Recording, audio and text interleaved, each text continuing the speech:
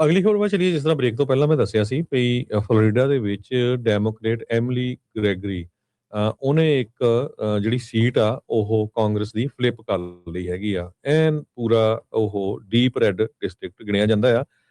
ਇਹ ਉਹੀ ਆ ਜਿੱਥੇ ਪ੍ਰੈਜ਼ੀਡੈਂਟ ਡੋਨਲਡ ਟਰੰਪ ਹੋਣਾ ਦਾ ਮਾਰੇ ਲਾਗੋ ਆਪਣਾ ਜਿਹੜਾ ਘਰ ਹੈਗਾ ਆ। ਸੋ ਇਹ ਬਹੁਤ ਸਰਪ੍ਰਾਈਜ਼ਿੰਗ ਆ ਕਿਉਂਕਿ ਕਾਫੀ ਵੱਡੀ ਗਿਣਤੀ ਦੇ ਵਿੱਚ 19% ਦੇ ਕਰੀਬ ਜੋ ਟਰੰਪ ਹੋਣੀ ਆ ਉੱਥੋਂ ਲੀਡ ਕਰਕੇ ਜਿੱਤੇ ਸੀਗੇ ਜਦੋਂ ਪ੍ਰੈਜ਼ੀਡੈਂਟ ਦੀ ਇਲੈਕਸ਼ਨ ਹੋਈ ਸੀ।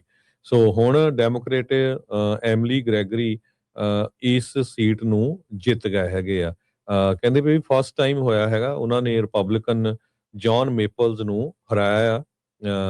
ਤੇ ਇਹ ਰਿਪਬਲਿਕਨਸ ਦੇ ਕੋਲ ਸੀਟ ਬਹੁਤ ਲੰਮੇ ਸਮੇਂ ਦੇ ਉੱਤੋਂ ਸੀਗੀ। ਸੋ ਜੇ ਫਲੋਰੀਡਾ ਦੇ ਵਿੱਚ ਇਹ ਸਿਚੁਏਸ਼ਨ ਹੋ ਰਹੀ ਆ, ਸੋ ਬਾਕੀ ਸਟੇਟਾਂ ਦੇ ਵਿੱਚ ਇਹ ਜਿਹੜਾ ਕੀ ਹਾਲ ਹੋਊਗਾ ਇਹ ਜਿਹੜੀਆਂ ਨਵੰਬਰ ਦੀਆਂ ਇਲੈਕਸ਼ਨਾਂ ਆ ਉਹਨਾਂ ਦੇ ਵਿੱਚ ਪਤਾ ਲੱਗੂਗਾ। ਮਾਰੇ ਲਾਗੋ ਜਿਹੜਾ ਡਿਸਟ੍ਰਿਕਟ ਆ ਜਿੱਥੋਂ ਬੀਬੀ ਜਿੱਤੀ ਆ ਉਹ ਰਿਪਰੈਜ਼ੈਂਟ ਕਰਦੀ ਹੈਗੀ ਆ। ਕਹਿੰਦੇ ਵੀ ਸਟੇਟ ਹਾਊਸ ਡਿਸਟ੍ਰਿਕਟ 87 ਇਹ ਪਿੱਛੇ ਵੇਕੈਂਟ ਹੋ ਗਈ ਸੀ, ਉਸ ਦੀ ਜਗ੍ਹਾ ਦੇ ਉੱਤੇ ਜੋ ਆ ਉਹਨਾਂ ਨੇ ਸੀਟ ਜਿੱਤੀ ਹੈਗੀ ਆ। ਜੀ ਬਿਲਕੁਲ। ਸੋ ਇਟਸ ਏ ਜਿੱਦਾਂ ਕਹਿ ਸਕਦੇ ਆ ਵੀ ਖਤਰੇ ਦੀ ਘੰਟੀ ਆ। ਘੁੱਗੂ ਅਲਾਰਮ ਜਿਹੜਾ ਉਹ ਰਿਪਬਲਿਕਨਸ ਨੂੰ ਦੇਖਣਾ ਪੈਣਾ ਆ ਵੀ ਕੀ ਇਸ ਦੇ ਵਿੱਚ ਕਰਨਾ ਆ। ਸੋ ਆਪਣੀਆਂ ਸੀਟਾਂ ਬਚਾਉਣ ਖਾਤਰ ਤਾਂ ਹੀ ਉਹ ਸੇਵ ਐਕਟ ਕਹਿੰਦੇ ਆ ਵੀ ਘੱਟ ਤੋਂ ਘੱਟ ਲੋਕ ਵੋਟ ਪਾ ਸਕਣ ਤੇ ਅਸੀਂ ਜਿਹੜੀਆਂ ਉਹ ਸੀਟਾਂ ਜਿਹੜੀਆਂ ਉਹ ਜਿੱਤਦੇ ਰਹੀਏ। ਸੋ ਇਸੇ ਲਈ ਸੇਵ ਐਕਟ ਨੂੰ ਲਿਆਉਣ ਦੀ ਇਹਨਾਂ ਦੀ ਸਭ ਤੋਂ ਵੱਡੀ ਜਿਹੜੀ ਕੋਸ਼ਿਸ਼ ਆ ਤਾਂ ਜੋ ਜਿਨ੍ਹਾਂ ਲੋਕਾਂ ਦੇ ਕੋਲ ਕੋਈ ਡਾਕੂਮੈਂਟ, ਕਿਉਂਕਿ 50% ਤੋਂ ਵੱਧ ਅਮਰੀਕਨ ਦੇ ਕੋਲ ਪਾਸਪੋਰਟ ਨਹੀਂ ਹੈਗਾ ਤੇ ਬਹੁਤਿਆਂ ਨੂੰ ਤਾਂ ਪਤਾ ਵੀ ਨਹੀਂ ਹੋਣਾ ਵੀ ਉਹਨਾਂ ਦੇ ਬਰਥ ਸਰਟੀਫਿਕੇਟ ਕਿੱਥੇ ਪਏ ਆ। ਖਾਸ ਕਰਕੇ ਬੀਬੀਆਂ ਜਿਨ੍ਹਾਂ ਦਾ ਨਾਮ ਚੇਂਜ ਹੋਇਆ ਹੁੰਦਾ ਆ ਉਹਨਾਂ ਨੂੰ ਉਹ ਚੀਜ਼ ਕਰਨੀ ਬੈਲਟ ਜਾਂ ਰਜਿਸਟਰ ਕਰਨਾ ਵੋਟ ਦੇ ਲਈ ਉਹ ਕਾਫੀ ਔਖਾ ਹੋ ਜਾਊਗਾ ਜੇ ਸੇਵ ਐਕਟ ਜਿਹੜਾ ਉਹ ਪਾਸ ਹੋ ਜਾਂਦਾ। ਸੋ ਕਾਫੀ ਜਿਹੜੀ ਸਿਚੁਏਸ਼ਨ ਆ ਉਹ ਇਸ ਚੀਜ਼ ਨੂੰ ਲੈ ਕੇ, ਵੋਟਿੰਗ ਰਾਈਟਸ ਨੂੰ ਲੈ ਕੇ ਹੁਣ ਰੌਲਾ ਗੌਲਾ ਜਿਹੜਾ ਉਹ ਪੂਰਾ ਪੈ ਰਿਹਾ ਹੈਗਾ ਆ।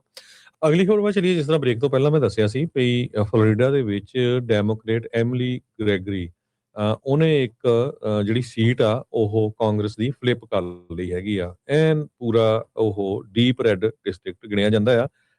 ਇਹ ਉਹੀ ਆ ਜਿੱਥੇ ਪ੍ਰੈਜ਼ੀਡੈਂਟ ਡੋਨਲਡ ਟਰੰਪ ਹੋਣਾ ਦਾ ਮਾਰੇ ਲਾਗੋ ਆਪਣਾ ਜਿਹੜਾ ਘਰ ਹੈਗਾ ਆ। ਸੋ ਇਹ ਬਹੁਤ ਸਰਪ੍ਰਾਈਜ਼ਿੰਗ ਆ ਕਿਉਂਕਿ ਕਾਫੀ ਵੱਡੀ ਗਿਣਤੀ ਦੇ ਵਿੱਚ 19% ਦੇ ਕਰੀਬ ਜੋ ਟਰੰਪ ਹੋਣੀ ਆ ਉੱਥੋਂ ਲੀਡ ਕਰਕੇ ਜਿੱਤੇ ਸੀਗੇ ਜਦੋਂ ਪ੍ਰੈਜ਼ੀਡੈਂਟ ਦੀ ਇਲੈਕਸ਼ਨ ਹੋਈ ਸੀ। ਸੋ ਹੁਣ ਡੈਮੋਕ੍ਰੇਟ ਐਮਿਲੀ ਗ੍ਰੈਗਰੀ ਇਸ ਸੀਟ ਨੂੰ ਜਿੱਤ ਗਏ ਹੈਗੇ ਆ। ਕਹਿੰਦੇ ਵੀ ਫਸਟ ਟਾਈਮ ਹੋਇਆ ਹੈਗਾ ਉਹਨਾਂ ਨੇ ਰਿਪਬਲਿਕਨ ਜੌਨ ਮੇਪਲਸ ਨੂੰ ਹਰਾਇਆ ਆ। ਤੇ ਇਹ ਰਿਪਬਲਿਕਨਸ ਦੇ ਕੋਲ ਸੀਟ ਬਹੁਤ ਲੰਮੇ ਸਮੇਂ ਦੇ ਉੱਤੋਂ ਸੀਗੀ।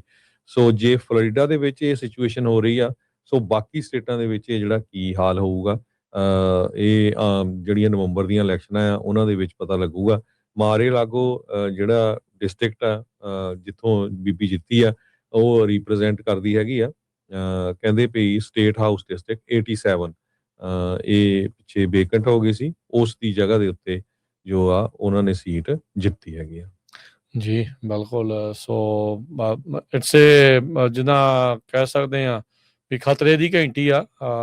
ਘੁੱਗੂ ਅਲਾਰਮ ਜਿਹੜਾ ਉਹ ਰਿਪਬਲਿਕਨਸ ਨੂੰ ਦੇਖਣਾ ਪੈਣਾ ਆ ਵੀ ਕੀ ਇਸ ਦੇ ਵਿੱਚ ਕਰਨਾ ਆ। ਸੋ ਆਪਣੀਆਂ ਸੀਟਾਂ ਬਚਾਉਣ ਖਾਤਰ ਤਾਂ ਹੀ ਉਹ ਸੇਵ ਐਕਟ ਕਹਿੰਦੇ ਆ ਵੀ ਘੱਟ ਤੋਂ ਘੱਟ ਲੋਕ ਵੋਟ ਪਾ ਸਕਣ ਤੇ ਅਸੀਂ ਜਿਹੜੀਆਂ ਉਹ ਸੀਟਾਂ ਜਿਹੜੀਆਂ ਉਹ ਜਿੱਤਦੇ ਰਹੀਏ। ਸੋ ਇਸੇ ਲਈ ਸੇਵ ਐਕਟ ਨੂੰ ਲਿਆਉਣ ਦੀ ਇਹਨਾਂ ਦੀ ਸਭ ਤੋਂ ਵੱਡੀ ਜਿਹੜੀ ਕੋਸ਼ਿਸ਼ ਆ ਤਾਂ ਜੋ ਜਿਨ੍ਹਾਂ ਲੋਕਾਂ ਦੇ ਕੋਲ ਕੋਈ ਡਾਕੂਮੈਂਟ, ਕਿਉਂਕਿ 50% ਤੋਂ ਵੱਧ ਅਮਰੀਕਨ ਦੇ ਕੋਲ ਪਾਸਪੋਰਟ ਨਹੀਂ ਹੈਗਾ ਤੇ ਬਹੁਤਿਆਂ ਨੂੰ ਤਾਂ ਪਤਾ ਵੀ ਨਹੀਂ ਹੋਣਾ ਵੀ ਉਹਨਾਂ ਦੇ ਬਰਥ ਸਰਟੀਫਿਕੇਟ ਕਿੱਥੇ ਪਏ ਆ। ਖਾਸ ਕਰਕੇ ਬੀਬੀਆਂ ਜਿਨ੍ਹਾਂ ਦਾ ਨਾਮ ਚੇਂਜ ਹੋਇਆ ਹੁੰਦਾ ਆ ਉਹਨਾਂ ਨੂੰ ਉਹ ਚੀਜ਼ ਕਰਨੀ ਬੈਲਟ ਜਾਂ ਰਜਿਸਟਰ ਕਰਨਾ ਵੋਟ ਦੇ ਲਈ ਉਹ ਕਾਫੀ ਔਖਾ ਹੋ ਜਾਊਗਾ ਜੇ ਸੇਵ ਐਕਟ ਜਿਹੜਾ ਉਹ ਪਾਸ ਹੋ ਜਾਂਦਾ। ਸੋ ਕਾਫੀ ਜਿਹੜੀ ਸਿਚੁਏਸ਼ਨ ਆ ਉਹ ਇਸ ਚੀਜ਼ ਨੂੰ ਲੈ ਕੇ, ਵੋਟਿੰਗ ਰਾਈਟਸ ਨੂੰ ਲੈ ਕੇ ਹੁਣ ਰੌਲਾ ਗੌਲਾ ਜਿਹੜਾ ਉਹ ਪੂਰਾ ਪੈ ਰਿਹਾ ਹੈਗਾ ਆ।